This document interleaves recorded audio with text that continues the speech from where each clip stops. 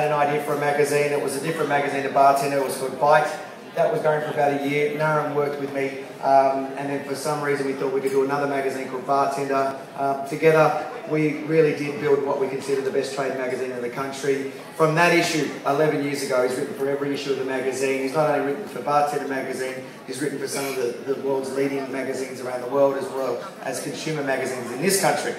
Plus worked at many great venues, but also really done all he can to sort of give the Australian bar scene a broader, I suppose, better reputation abroad, which is something that he's been doing while he's been in New York and travelling the world. So look, tonight was about saying thank you for all his help with building not only Bartender magazine, but also with really trying to produce what I think is a high standard bar culture for the Australian bar industry around the world. So Naren, thank you, my friend, for your award.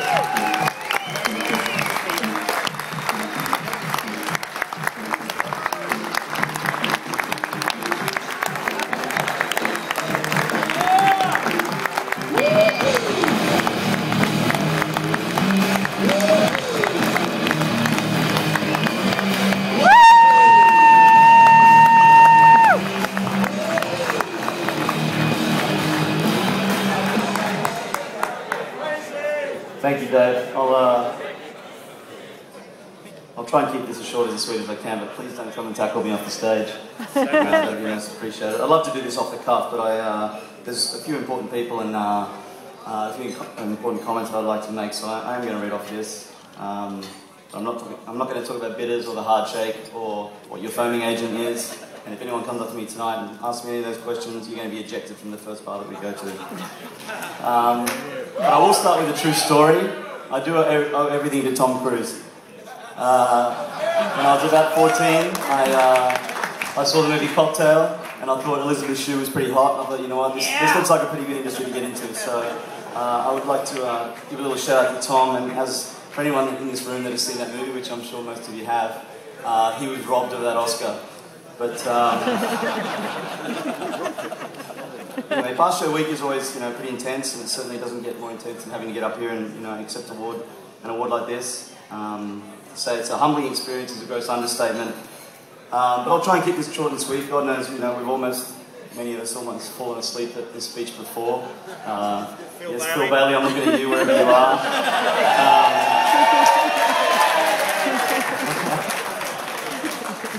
But I do want to make a couple of comments on the bar industry, especially from a bartending perspective, as that's what I am at heart, that's what I still am. Fingers crossed, that's what I'll always be. But I'd like to thank a small group of people that have guided and inspired me along the way, so please bear with me. When I first told people in the US that I was receiving this Lifetime Achievement Award, they were like, huh? But aren't you like 25 or something?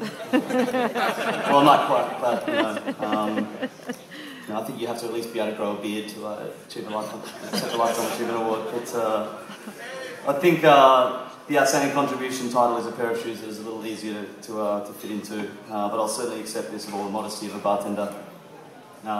Some very auspicious identities have been up here before collecting this award in years past, and I'd like to recognise all of you for your contribution to the Australian bar industry in your own way.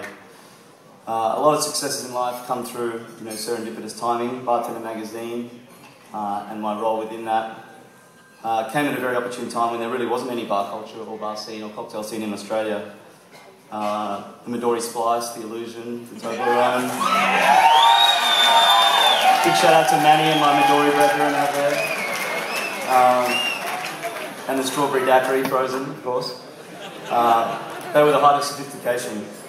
There was no carrot foam or hibiscus caviar or chihuahua infused vodka. This was the late 90s, and I think cranberry juice had probably just come on the scene. But the Grand Pacific Blue River was pretty much the only game in town. I was lucky enough to work at that pioneering bar in the height of its glory with some amazing bartending talent. Cass Hill, Julian Cerner, Mike Enright, Shane William, David Palethorpe, Ben Carlotto, Jason Crawley, the list goes on. Another great bar, sadly gone.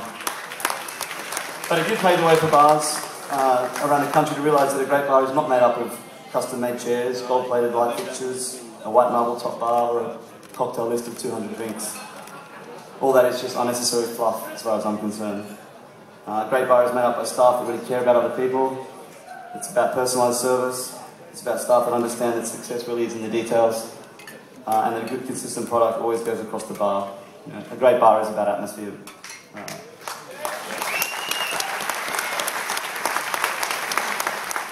Dave Stanton recognised that this was the time to launch a bartender magazine at a period when if you were one, you were probably slinging schooners of beer, opening packets of chips, and maybe about $10 a day in tips if you were lucky. You know, I was that guy at the Orient Hotel, in case you were wondering.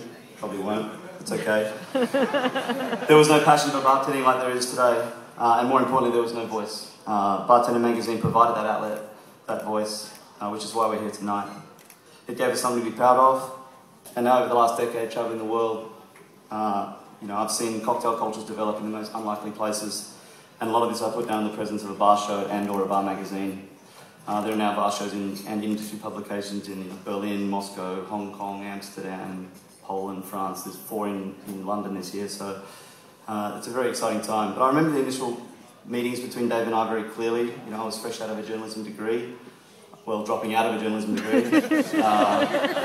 And after a chance meeting between us, Dave told me about this idea for a bartender magazine and whether I wanted to be the editor. I was very frank in that I'd never done this before, and Dave was very reassuring in his unsureness. Is that a word? Well, I just made it up anyway. So anyway, we really didn't have a clue what we were doing. We just jumped right in. You know, we worked with some pretty insalubrious places as our offices, but you know, despite the ups and downs over the years, you know, we're still here today, and I'm still very happy to be involved after 11 years. And I think the magazine looks stronger than ever. So I take my hat off to all the team at Bartender Magazine.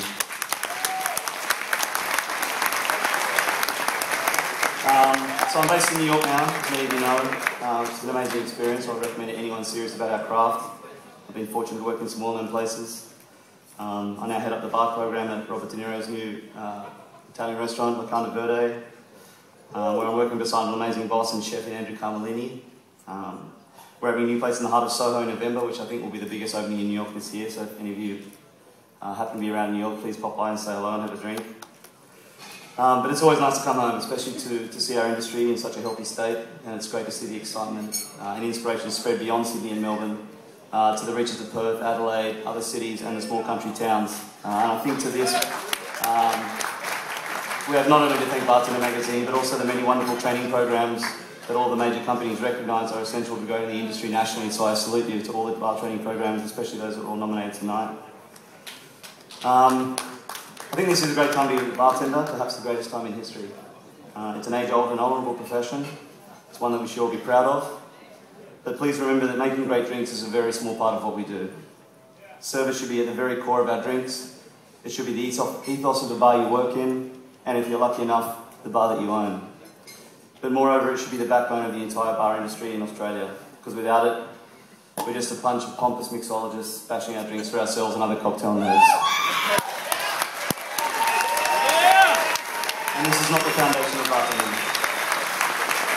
It's an industry that continues to grow and evolve, and I'm very humbled to be recognised with this award as I grow and evolve myself within this industry.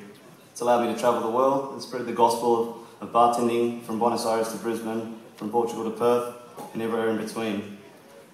I do hope to get back here more over the coming years, probably open my own place, and hopefully it'll be something special when that day happens. I'd just like to finish with a couple of thank yous. First of all, I'd like to thank Dave Stanton. Dave, you really are a visionary. You gave me an opportunity to launch my career, and I'll be forever grateful. You're not afraid to take risks, and while some of them haven't worked, I take my hat off to you for always putting your balls on the chopping block to see what happens. And you're still making babies, so everything seems to be in order. But I love you. To Kimiko, my wife, for always being the voice of reason. You probably should be getting the Lifetime Achievement Award. And just to a couple of mentors. Most of them aren't here tonight, but a few of the names you might recognise. To Jacob Bryers, known to many of us as the vodka professor. Jacob is a true genius in this industry, if ever there was one. If everyone smiled and laughed as much as him, then we might be truly recognised as the friendliest place on earth. But I'm happy that's in your presence, Jacob, a great drink in hand, usually somewhere else. To Simon Ford from Plymouth Gin, some of you know him, but he never seems to surprise me and sometimes include me in his amazing life of adventure and generosity. You are a model of positive energy. To Marco Ferroni, we plucked Marco out of obscurity.